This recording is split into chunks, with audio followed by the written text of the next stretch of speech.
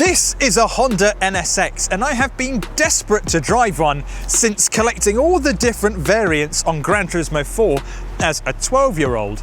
But apparently that isn't a good enough reason to go out and drive a car that you can't really buy anymore. So how about this? The new Honda NSX was considered to be a bit of a letdown compared to the legacy left by the car we have here today.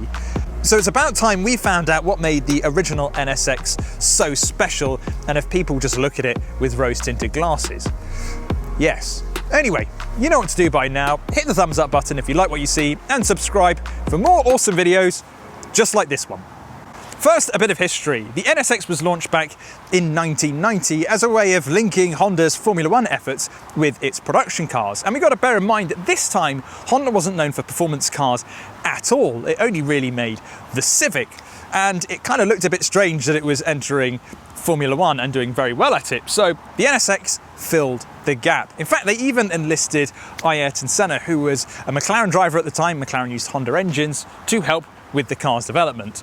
Senna wasn't all that keen when he first drove the NSX, pointing to a lack of rigidity. So Honda went away, worked on the NSX, and then improved rigidity by 50%, at which point it got the Senna seal of approval. In 2002, Honda introduced a facelift, and that's the model that you see right here. And it actually came with some quite big improvements. So they got rid of the pop-up headlights. Instead, you have the fixed xenon headlights that you see here. Not quite as characterful, but I still think it makes the car look fantastic. A new front bumper design. The wheels are new as well, 17 inches on this car. I believe the originals were 15s. Slight tweak to the rear wing, and there was also a new suspension setup as well, which was a little bit stiffer than the car that came before. So what does NSX stand for? Well, it means New Sports Car Unknown World, which is a bit strange. So the X is meant to be like the X in mathematics, representing an unknown variable. In America, however, the X was marketed as experimental, which makes a lot more sense. And on the new NSX, it means something a little bit different. It stands for New Sports Car Experience, because hybrid is a new experience and all that.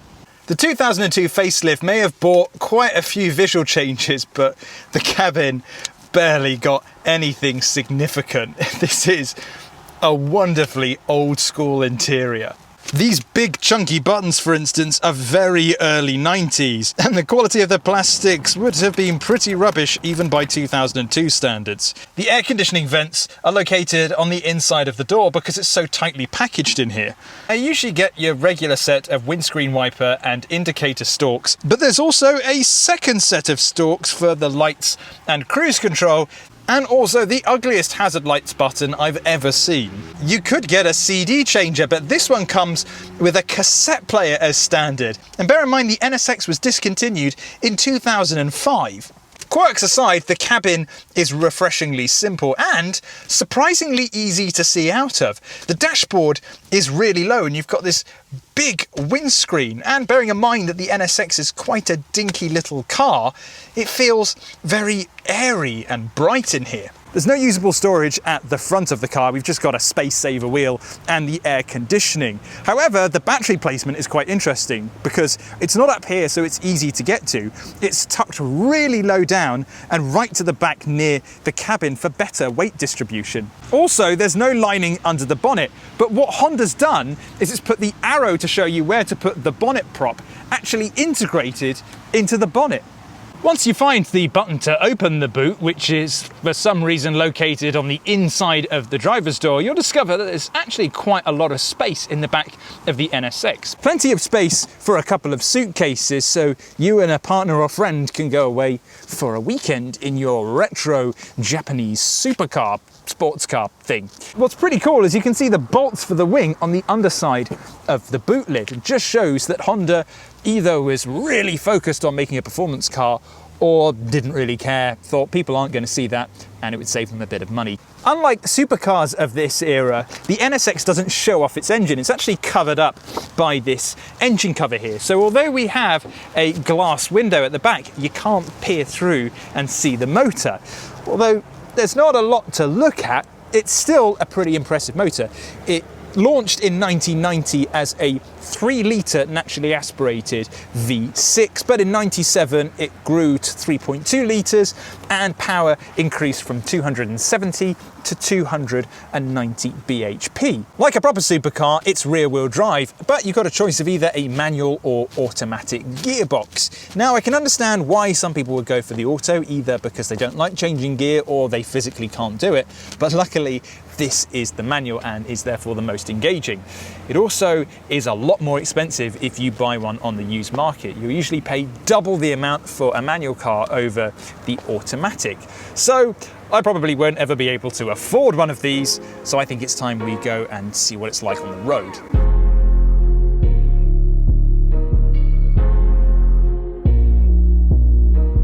I've just been filming for 15 minutes and my microphone recorded nothing.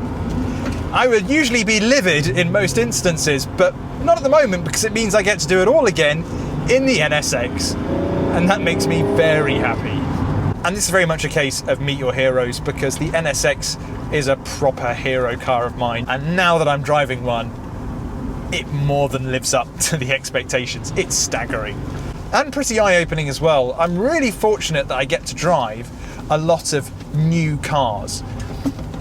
But this shows me that the people who were rich in the 90s and early 2000s really had it very good, and I'm kind of jealous of them. What's really striking before you fire up that engine is the visibility. I can't believe a car of this age and era is so easy to use. There's just so much light, and it also provides this feeling of like you're visually over the front wheels, as if you're the first point of contact with the road, but physically you feel like you're in the middle of the car, which is absolutely where you want to be. But enough about the practicality side. The engine. Holy. Right. So, the Honda NSX was the first car to introduce VTEC to a V6 engine. So what that means is that, yes, we've got something with quite a fair bit of torque low down the rev range, but around 5,000 RPM, this thing sings. Quite literally as well. The sound you get when you get higher up the rev range is one of the greatest engine sounds I have ever heard. It reminds me a lot of the Porsche Cayman GT4 that we drove recently. In fact, you can watch that by clicking the link in the top right-hand corner.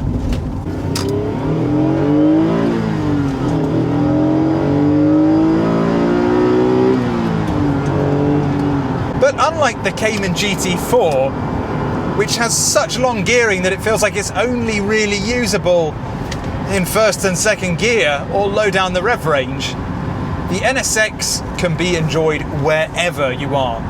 You're on a B road and the limit is 50 miles an hour, well, you're still going to hear this thing sing. And because it's old, it's light and obviously doesn't have a lot of safety equipment, but it just feels like a really lightweight thing. So easy and eager to maneuver. And couple that with a healthy 290 horsepower and a manual gearbox, you've got a great driver's car. Although the motor sounds very modern, there are some things in here that make it feel quite old, aside from the interior. First of all, the pedals are super heavy. Now, I quite like that because it feels more physical and mechanical. If you like modern manual cars, then I think this is going to give you a bit of a culture shock because it's nowhere near as forgiving. You've really got to put some effort into changing gear. It's got a really short throw, but the two combined can be quite a physical experience, which, if you're like me, is pretty damn good. What I find a bit of a letdown though is the steering. Now, this is a Honda heritage car, so it's looked after by the company, it gets the best service. If it needs anything replacing, it's done instantly, and sometimes with a better part. So I don't really know how this compares with a completely stock, as new NSX. But I find the steering just doesn't match the physicality of the pedals and the gear change. It just feels a little bit on the light side, lacking communication. There's feedback there, I just want a bit more of it. Driving the NSX has made me realise a few things. You don't need a lot of power to have fun you do need a great noise. I'm having way more fun in here than I have done in an electric car. I'm sorry, EV lovers. And the third thing is that you can't really compare it with the new NSX because they're very different cars. And I think this is kind of the problem of calling the new version the NSX. This is all about the driver. It's a great driving experience. It's a visceral driving experience. And it's a raw one. Whereas the new car is all about power and grip. And as someone who loves driving, this NSX really is the real deal.